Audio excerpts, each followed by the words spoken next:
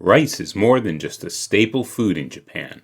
It's a cultural cornerstone, a daily essential, and for many, a symbol of national identity.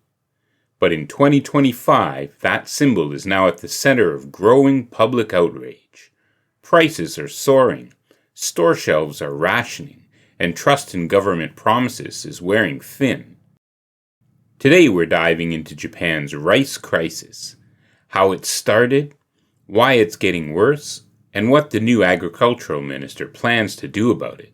In recent months, Japanese consumers have faced a major spike in rice prices, reportedly up over 35% in some regions, with the average price for a 5-kilogram bag coming in at over 4,200 yen, up almost double from 2024 and almost triple from 2020 prices. The reasons are complex: lower than expected harvests, global supply chain pressures, and outdated distribution systems. According to a recent report, some stores are even rationing rice to prevent panic buying. The public response? Outrage. Online forums and media comments are flooded with complaints. A Kyoto News poll revealed nearly 60% of respondents don't believe current measures will be enough to lower prices. Former Agriculture Minister Taku Etou was first asked to bring rice prices down. Under his direction, the Japanese government initiated a plan to release 210,000 tons of rice from its emergency reserves. And yes, the government does keep emergency reserves of rice for times of crisis. This marked the first such action aimed at market stabilization rather than disaster response in their history. This rice, stored for up to 5 years, was to be auctioned to distributors, with the government requiring a buyback of equivalent quality and quantity within a year to maintain reserve levels. However, the plan faced criticism due to its delays in distribution. By mid-April, only about 2% of the released rice had reached retailers, undermining its effectiveness in curbing prices. The rice could also only be purchased in very large amounts, basically restricting the distribution to the largest of distribution companies, which left almost all small and medium-sized businesses out of the equation. It was totally ineffective. His slow response and lack of engagement with producers or retailers frustrated the public, and he became the face of political mishandling during this crisis after making 2 deeply unpopular remarks that sparked public outrage. In a press conference intended to calm growing tensions over skyrocketing rice prices, Etou casually suggested that the government might consider giving away free rice to ease the burden, a comment widely viewed as dismissive and out of touch with reality. He made matters worse by admitting he had never personally bought rice, as he regularly received it as gifts from supporters. The combination of tone-deaf policy suggestions and personal privilege during a time of national frustration led to intense backlash, forcing him to resign and plunging the ruling party into damage control ahead of key elections. Enter Shinjiro Koizumi. Koizumi, son of former Prime Minister Junichiro Koizumi and already a well-known political figure, was quickly named the new agricultural minister. His appointment was met with a mix of cautious optimism and online mockery.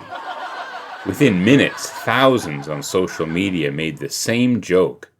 He's finally putting rice before romance, a jab at Koizumi's tabloid-fueled past. But, memes aside, Koizumi seems aware of the stakes. So, what's his plan? Koizumi is pledged to put rice before anything and roll out a 3-phase strategy. Number 1. Release emergency reserves. The government has already begun tapping into national rice reserves to ease supply bottlenecks and push prices down. He aims to offer 5-kilogram bags of rice at approximately 2,000 yen or $14, nearly half the current average supermarket price. This substantial discount is intended to make rice more affordable for consumers. Number 2. shake up the distribution system. Japan is targeting the decades-old rice sales system, which critics say favor large distributors and limits competition. Koizumi wants to modernize the system to be more consumer-focused. He wants to switch to a discretionary contract system over traditional auctions to release the price. The plan includes releasing 300,000 metric tons of stockpiled rice, with an initial 100,000 tons distributed monthly through July. Priority is given to retailers capable of handling significant volumes, ensuring widespread availability. 3. Promote domestic brands. Fearing a shift towards cheaper foreign rice, Koizumi is launching a campaign to support domestic farmers and keep Japanese rice on Japanese tables. He's ruled out tax cuts for now, saying the focus needs to be on structural reform rather than temporary fixes. As mentioned, the goal is to have rice on the shelves at 2,000 yen per 5 kilogram bag. Public sentiment is still mixed. That same Kyoto poll showed nearly 60% believe prices might come down under Koizumi, but that's a maybe. Consumers want results, not promises. They've heard it all before. Experts say Koizumi has potential. He's young, media savvy, and inherits political capital from his father. But turning that goodwill into effective policy will be a major test of his leadership. Concerns over the quality of aged rice from Japan's emergency reserves have been a significant point of contention among retailers, consumers, and opposition politicians. The government's plan involves releasing rice stockpiled for up to 5 years. Over time, rice can deteriorate, leading to changes in taste, texture, and nutritional value. This has raised doubts about the palatability and overall quality of the aged rice among consumers and retailers. Many consumers are wary of purchasing older rice, fearing it may not meet the quality standards they expect. This skepticism is compounded by the lack of clear labeling distinguishing the aged stockpile rice from fresher varieties, making it challenging for consumers to make informed choices. Many retailers appear to agree with these concerns.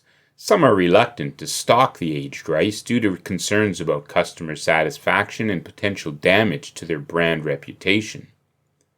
This uncertainty about consumer acceptance of the older rice adds to their hesitation. Opposition parties have also jumped on the bandwagon. They are criticizing the government's reliance on aged stockpiled rice as a solution to the rice shortage.